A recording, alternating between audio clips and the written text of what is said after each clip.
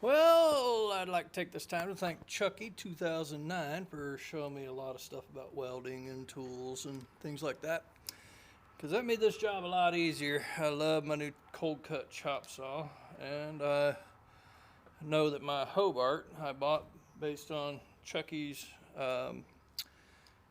recommendation, and I will admit that is a beast of a welder for no more money than what I spent on it.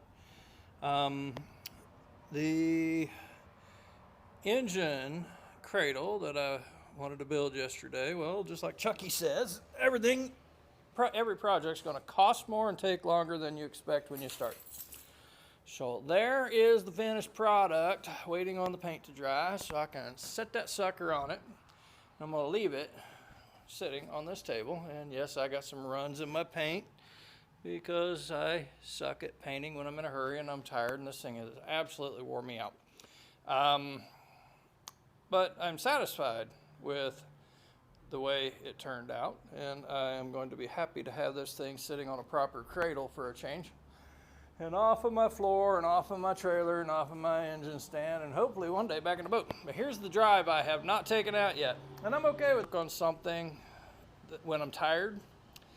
And I haven't watched the video on how to take that thing out in a while, and I want to finish that, set this on it, and do that the next time I come home. Because like I say, this ain't going back in until September, and this is just the middle of July. So, July 11th actually. But the engine leveler that I bought, oh, that thing is sweet. I love that thing.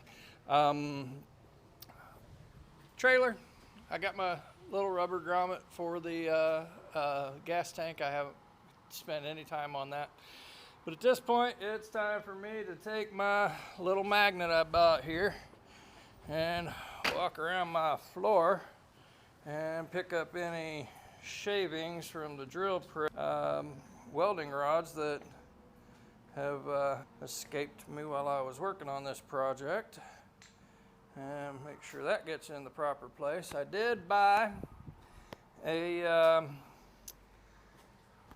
metal trash can. I now have a place to put my extra little parts of steel after any job I choose to tackle. Not sure why that thing's leaking power steering fluid, but it is, and I'm going to address that before I put it back in the boat, that's for sure. But I've seen that a few times. Here's the power steering pump. And I'm not real sure. Yep, down here is a leak. Oh, well, I think the leak might be caused by that little dent right there. I wonder if I knocked a hole in that. I'm gonna have to really look at that. Okay, I'll look at that before I put it back in. That's a dent and a leak. Not sure what's going on there, but I bet I take that thing all the way off and find out. Let's see, belts. Yeah, wouldn't hurt to put a new set of belts on this while it's off too.